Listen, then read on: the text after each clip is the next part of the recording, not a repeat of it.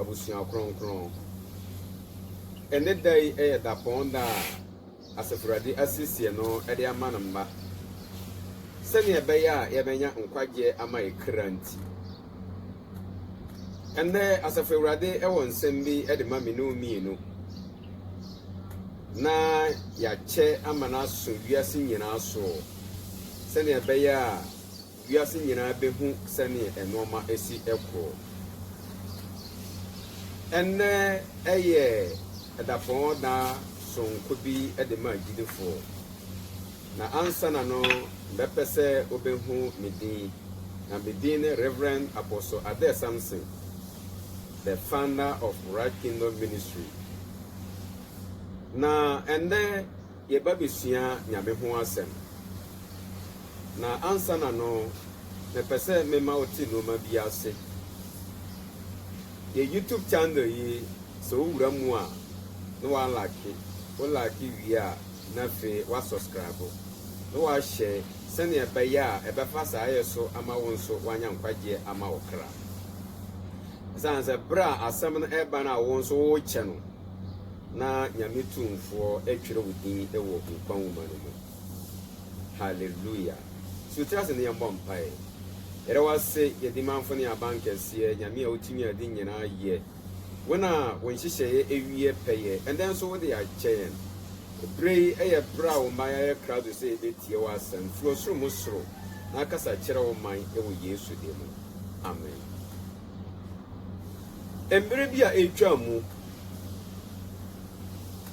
asefurade ehu se no ma ekoso wo wiase no enye adentira na otwease na abasase we so the santi osmano doba Yesu Kristo se omra na afano so ama me no yanyankwagye obeye ne de ekoye na Yesu Kristo baaye no okasem bi eto ho na asasem no nenda me pese me no ye dwene ho yi ni yenhwe se ye frɛ ye ho se yami nipa ye nyame adwuma ye asofo ni adifo yenhwe se ni oka to ho no na ye di akira na se okenkan Matthew chapter 4 verse 8 to 20 Yesu Kristo ekoto anuanu bi ewo epoano bra na omuyi enam na eye andusno na niatie ne se Yesu Kristo eka asemi ohonom oka kiro mo se mumbra mumedi machi na mema mo ye nipa yifo. Hallelujah. Sa nsemfo yi ena na mepese me na oye adwene ho ebra na omuyi nam na eso beba mfaso ama omone omabusuafo. He just called them and tell them that, come, follow me. I will make you fishers of mine. Hallelujah. This is the reason why he called them. Omo ensam koyi namu biom. Nembom omo makoyi nipa. Obi bebi sa say na nipa na okwa koyi omo no omo kwa koyi omo sen. Agirifo wei ena Yesu Kristo botaya o de fra suafo dumi no se adwuma bi omo ye bia no omo njan no omo mbera no mundi nachi na obemo omo akoyi nipa. Yesu Kristo ni anua no mo edi dwuma o kire omo ade no musua no nso na sa asemi eya sembia ese ye hwe ne yie ende nyame wa frɛ nipa bebre so di omu kwa koye nipa yifo na opɛ no ɛwɔ hin asuafo no gyae kodo ene dɔ a na omode yi nam ne nyina gu ho na omu yesutie ema Yesu Kristo na omu dinachi ema oni omu koyi adwuma no engosra ne adoma kyɛdeɛ ene ahoɔden tumi die fata bia owura yi esrema anuanom yi se be ya omenya ho de no mu de yi na dwuma agidifo yen hwe Nyankopon no do ba Yesu Kristo tirimo pa o de fresh afo and then ya difo na asafo nyina na edi Yesu achi obra ye bo anamu aye tuo eni Yesu Kristo die no emfa na samba ko e ho ne se bra waye wadwen so wuye nyame adwuma na mpo wonye ne Yesu Kristo o pe no na kire se woye ne bonsom ope na Yesu Kristo ne anuanum edi dwuma ye no ebeduru birebi e ma no soma won. According to Matthew chapter 10 verse 5 to 8. Na ofrom na ohyomo se soma wo soma mo mane enko ba bia. And the soma urade Nyankopon soma me ne omienu. Yembisa ye ho se ya mane. Anase ba bi o se ye nko na e ho ne ye kro. Dwuma wo si yendie nenu na yedi. Se yentimi ndi dwuma Yesu Kristo de hye yansa se na suafo de a ene ne ya mane. Na se ye mane so na kire se ye mane akofa bonsom akwan so. Men of God, we need to wake up. We need to wake up and remember the reason why Jesus Christ called us. He called us for a very tangible reason. He called us for a purpose.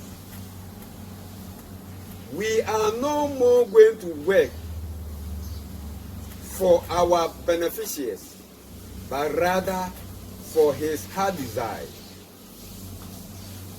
And yet adwuma yebeya yebenya mfaso de amaye ho ene hia na emoma adwuma yebeya eye asafewurade na koma so ade. That one is important for us. Na ebrede duriye no osomo mo no ka kire mo so mo nko ba bia no mo nko Israel fie ndwa no mo ayera the lordship. Na ensemo a Yesu Kristo di ma suafo ye no eno na nda me pese adifo asafo nsempekafo ye dwane ne yakofa sa asam no ne yedi adwuma no ka kire mo se ne yedi nka no mokwa monko ka se osura hindie na ben. The kingdom of God is at hand. It means that the second coming of Christ is near. So we need to stop everything we are doing and remember those factors. And remember those reasons. Because the end time is at hand. No kachiro mo so munko kase osura hinde na ben. Esan se ebrei afi enkwagi afinti. Enda me pese unhuru se osura hinde na ben. Asasi enye yetena bia. Enche me no ye fira asasi wi so. Do osura hinde no eno ena ye me no mienu chafa. Osura hinde ni ntina Yesu Kristo e ba asasi wi so. Enimti na okinkan Matthew chapter 6 verse 33 ose monhwe mahine na matena ne kanu na ne aka ne nyina me de ma mokwa Yesu Kristo nim se asuafo na ofro mo mu bedidi omo oyere omo omba omo abusuafo. They may need money, but he called them, he stopped them from whatever they were doing, and he asked them that they should follow him. And later he sent them that they should go and announce that the second coming of Christ is at hand. Every kingdom, our heavenly kingdom is at hand. So they should make well preparation so that they will get chance, they will get permit to enter into the kingdom. Are we sure we are struggling to go into this kingdom?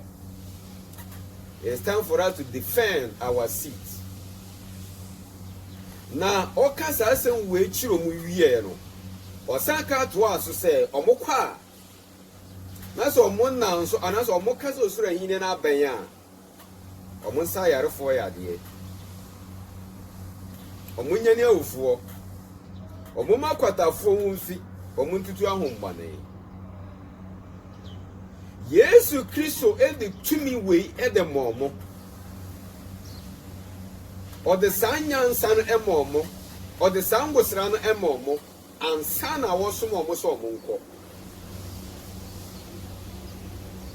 Check Jumadia Yesu Kristo the momo. Then you know to account to us the mom at the chiro must say, Manya kwa. Mokwa mumfama kwa. Jesus Christ did not allow the disciples to go and collect money after the healing.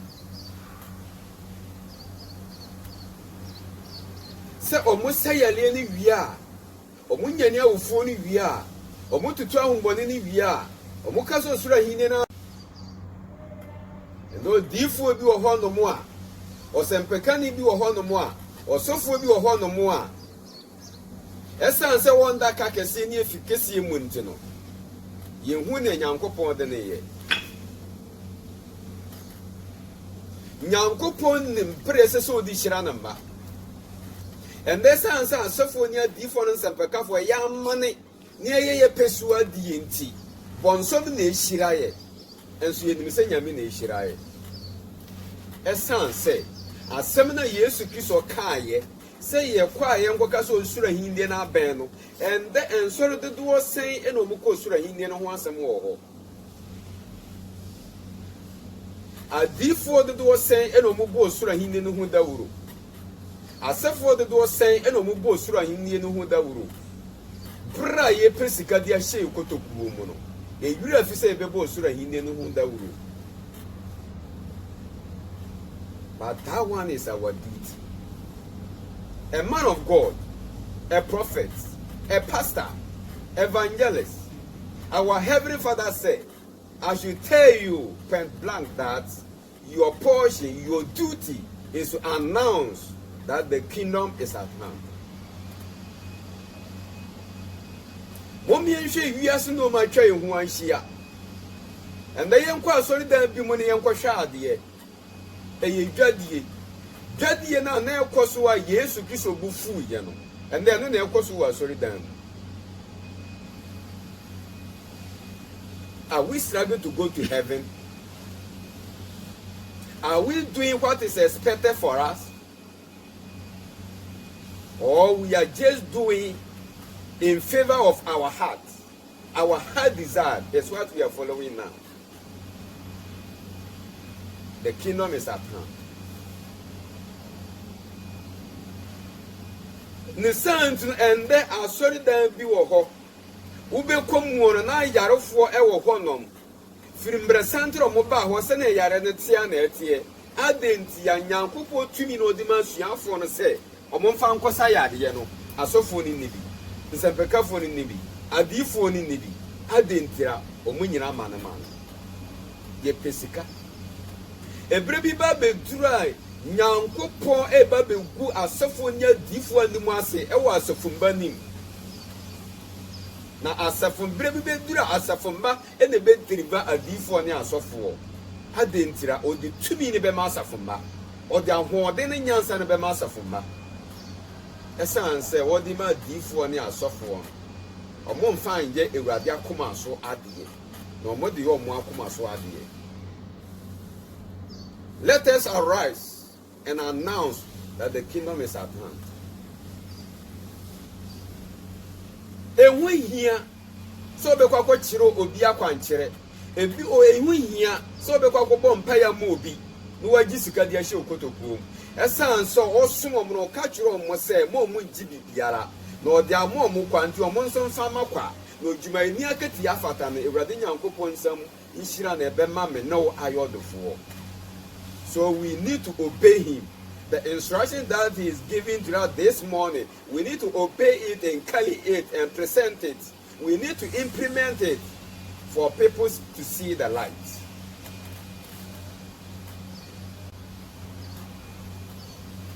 And when the Yesu Christo ebrebi ba betura obema ahohompone asori atia adifoni asofo obi no madu omuso nkonim efri say yenye ni ono ope. Demons are going to stand and fight against pastors and prophets, and they will overcome them because the spirit is down.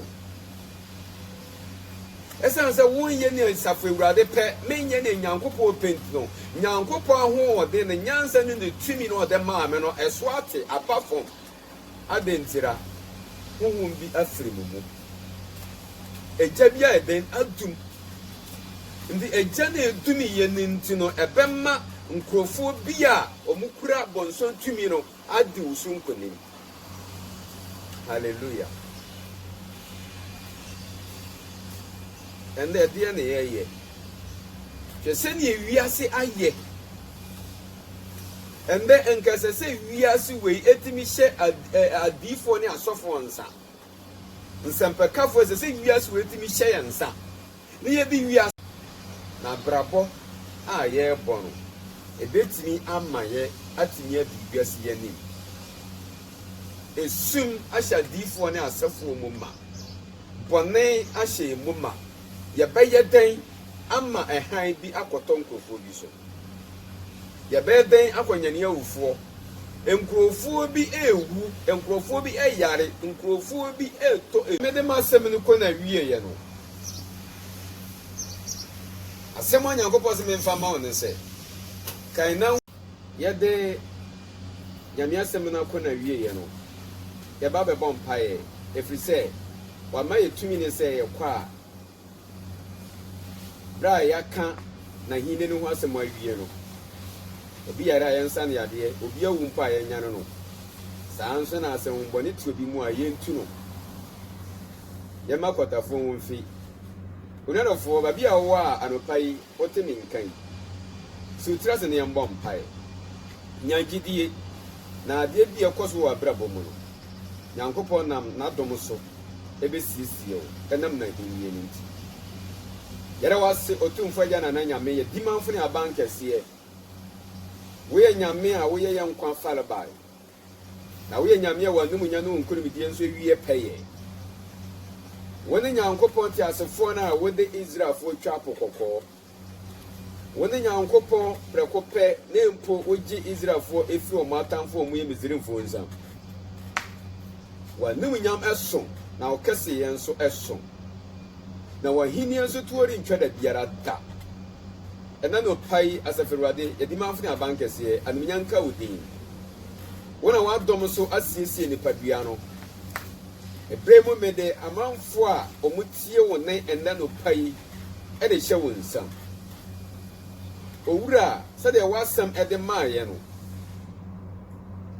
so obi yale a ɛwɔ Yesu dimo san yade owura sempo obi awu a hunhum wuo anase hunam wu a ewurade nya no wo Yesu demo obi biara hunhum pone etine mu obi biara bayi etine mu obi biara esu ene ban bi etine mu enfu asefe ewurade ma no ntunko wo Yesu demo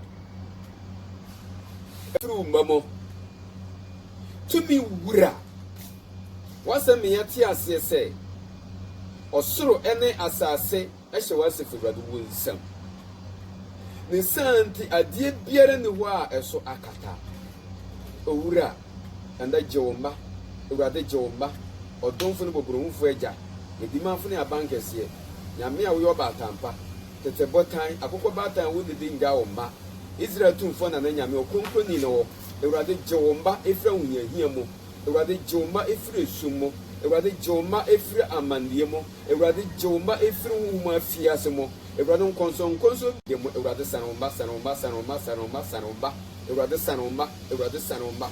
sanomba ni oto wasem a enche na ne wura afi no Ewurade nyankopon ewurade nyankopɔ ma na akoma foforo ewurade ma na akoma foforo wura no ewurade nyankopɔ na no paati wa no mo kyerɛ akunafo nyinala ewurade ne na awade ya sɛ ewurade yɛ ne yie ne na dwuma sɛ ewurade yɛ ne yie ne empo ewurade opɛ sika de awale ewurade dɔm no ne empo opɛ sika de ayɛ bibi foforo ewurade dɔm no ɛsan sɛ yɛ nim sɛ wase frade wo na sika ne dwetɛ ɛyɛ wɔ tia owura ɛnda yɛ ka den ne agyadan yakoma so ade nyinaa ne sɛ ewurade miyentu anamo a ɛsɛ na ɛfata ewurade miyenka sɛ osura hinde na bɛn ewurade meyɛmbɔ abrabɔ akyi no ahenni no ɔnya mu kyafa ewurade yɛda wase ɛna no pai ɛwɔ yesu din mu amen wɔn saka video yi a bɔmbɔden sɛ wɔbɛkyɛ